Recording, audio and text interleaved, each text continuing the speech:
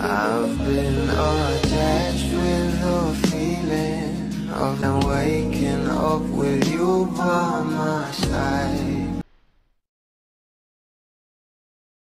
For the update na nga sa social media, itong ating Donnie Pangilinan na kung saan alam naman natin nakasama niya ang kanyang pamilya sa Switzerland. At for the holidays nga doon, itong ating Donnie kasama ang kanyang pam.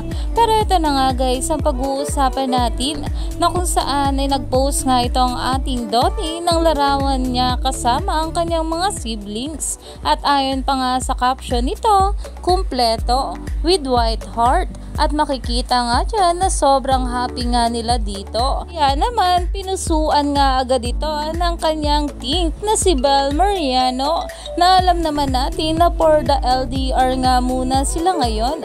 At talaga namang magkikita nga muli pagkatapos ng holidays. Kaya naman umani pa nga ito ng maraming komento at pinag-uusapan na.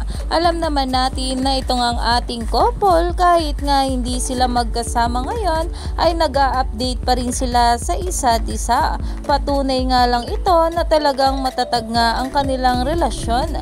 Kaya naman stay tuned lang tayo for more update kila Donnie at Bel sa mga susunod pa na ayuda.